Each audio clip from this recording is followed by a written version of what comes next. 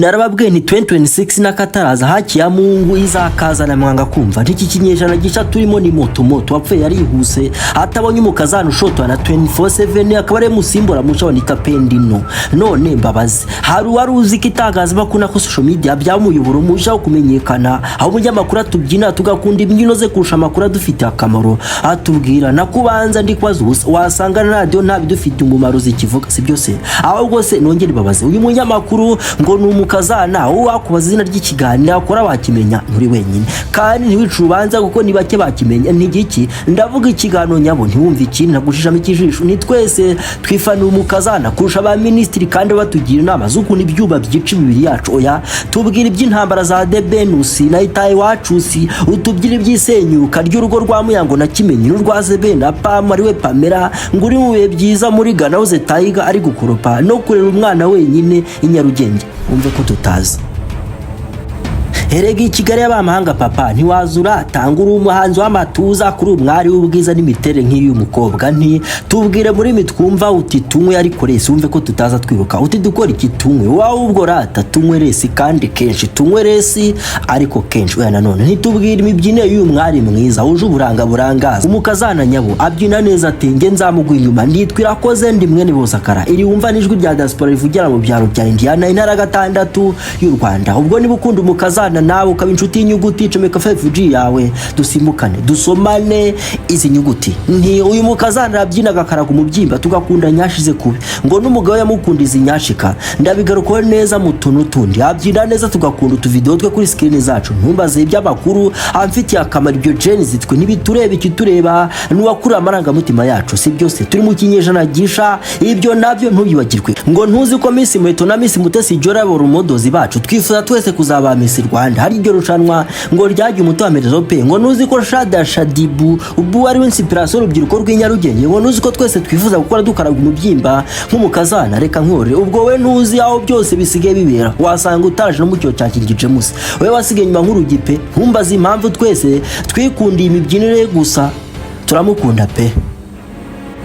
nawe ngintero nuko atazarekera kudukaraga gacarengi kanyashi ziva straight muri studio zikatugeraho live kuri screen zacu rimwe na rimwe akanazamura umugeri cyangwa akanyonga nk'abagabo ndakura century ni wane papa n'umwana akora umunyamakuru kazi kubanza bituzuye neza ara n'umugore w'umugabo n'ubwo batari baruka cyangwa se ngo tone umukazana Jimena twite ngo turebe ko yaduha agafoto kinda nk'imwe ya Pamela umva uko swari doswakimo hano nawe yashimye umunyamakuru umukazana Jimena wa Ketradio ahirwa abarabiziwe nkawe kuko badateze gusaza gukecura abibaho ni mugere weekend nziza Oswakimu ni wa munyamakuru ushinzwe uburyarya agashinjwa kubagamira kuri leta ibyo ntibyiza ntacyo bitwaye ubundi agashinjwa kutamenya kwa zibazo bikwiye ngo ibyo kurenganura abantu Yezu nawe yasize benshi barengana kuruta warenganyije ayinya umukazana Jimene ngo hari ukuntu ari mwiza ariko akagira utuntu twinshi tw'unyacaro ngo ntarasirimuka neza ukuntu yagiye mu itangazamakuru ari manuka we ngo yasuye inshuti ye yavumbye yanze kuyitubwira ngo yasanze iri recording maze nawe yarayisaba ati none si waretse nanjye nka recording tukuvuga ko bimera ngo ntayuje mijwi baratangara cyane bati umukobwa ararenze pe undi wageze nawe atangazwa n'ubwiza bwijwi rya Jimene nuko ngo agiye kwishura muri groupe ya communication ariko akabari we uyikure bityo akabari we warushinzwe kubikara dosonite kurabyibuka we rero ngo yumvaga amakuru none wakabwira bafatanyije muri groupe ya media nyuma bakaza kujya kuyabwira abandi kuri rassemblement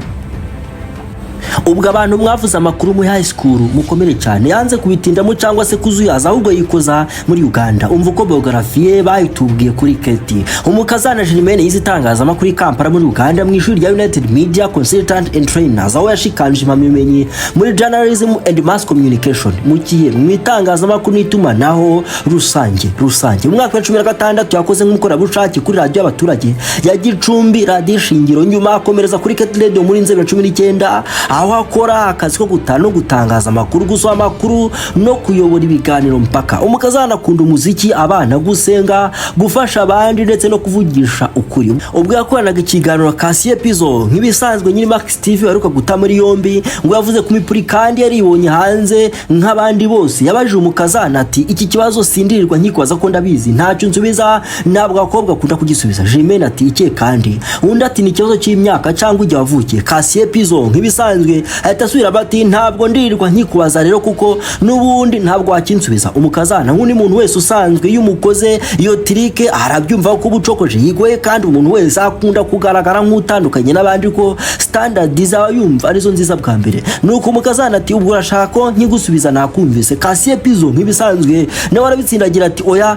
ndabizi kutakinsubiza nuko Jeremene wasaga n'ucokoreshwe yigo agerageza kwikura muri uwo muteko hatumfite imyaka irejura 25 tayari arimo kubara iminsi avuga ati ngize 27 nta mugabo ndagira ntabwo ari kuba kafite 26 ibiri iminsi mike mbwe 27 cyangwa se ngo avuge ko azuza 27 vuba ati ndi hejuru y'imyaka 25 ibyo bivuze 24 mu Kuboza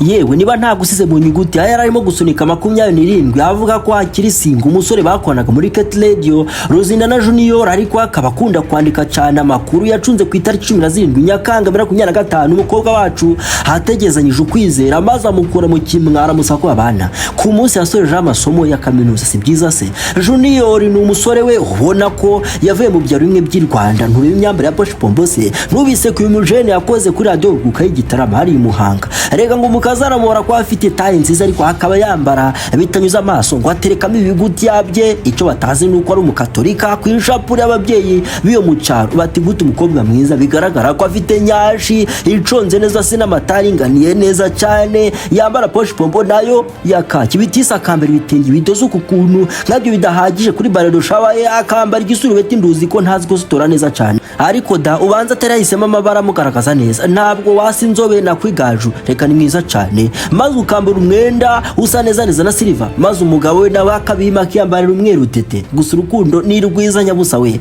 uzakundane nka Jeremene arakunda ukabona arabikunze pe agakunda ukabona yimazeyo wese pe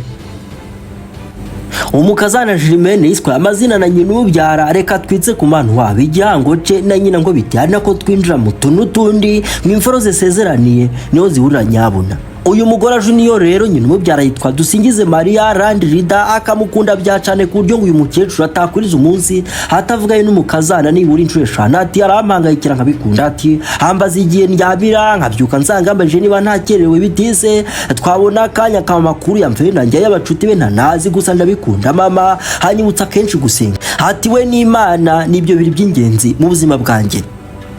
uyu mwari mwiza sinzi niba ari capfa na papa we gusa yumvikana nkuzana nyina bya cyane kandi nta kintu akunda avuga kuri papa we ati mama ni intwari yanjye nawe wampaye iri zina papa nta n'igitekerezo yari afiteho so credit za mama sinaza papa mama we kandi uretse kuba ari umuganga n'umugaturika bya cyane w'imbere ngo inshuro yibuka akubiswe na mama we yaragiye ku rusengero muri gahunda ariko zirapfa nuko yigira amaturanyi bakumva ntacyo bitwaye kuko ari inshuti z'umuryango nuko mama bategeza ko Umukazana ataha araheba hamagara abaturanyi arababaza ati nta Mukazana uraho batarahari ati yesawa ngo ahigera mu rugo ntago yigeze abona mama yarake cyangwa se ngo abone ibimenyetso ahubwo akinjira mu nzu yamuje akanyafi imyo ziratota neza biba kandi ubwa nyuma akwitwa nakiza umugabo mukubitira mu cyumba ubwo turazizi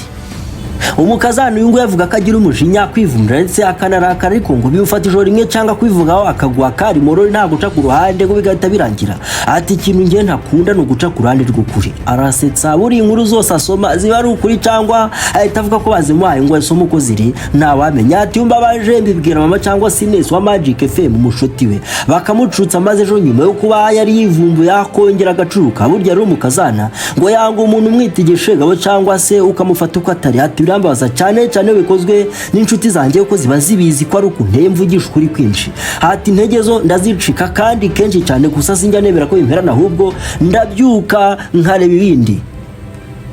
naho ngo ibijyanye n'inzozi ngo yishakira umugabo ufite intego yagutse kandi warashaka iterambere ku buryo ngo bazashaka n'ubukire n'imikorere inzozi personnel yari afite nuko uzubaka inzu y'imfubyi agafasha abana babuze kirengera yo Jeremene disi ati ngewe rero umuhungu utinya gutereta umukobwa ngo nuko ari umustari kazi mufata nk'ikibwari sinamwitigweja niyo mpamvu mfasha akakanya nkabitekerezaho ati reka dasinigeze ndota kuza munyamakuru kazi ariko ubu amaboko yose n'umutima wanjye niho biri kubyo kubyina shotora abantu akabagabo ngo aramaza ati ngewe ngewe nkunda kubyina kuko niho niyumva byuzuye ndabikunda cyane. Batese ko abantu bavuga ko utazabona umugabo kubera kubyina umeze gutya, ati shyushyushyu nzagumirwe. Yabivugaga Junior utaramumenya naho burya yabagaze icyo keze sha. Ati umugabo utakunda ibimi byishimo simushaka, ati kandi kubyina kwanjye simbikora mu kabari, yewe simbikorera ahandi mbikora mu rugo no ku kazi hariya kuri keti, bityo sinumva ikibangamye hagati aho.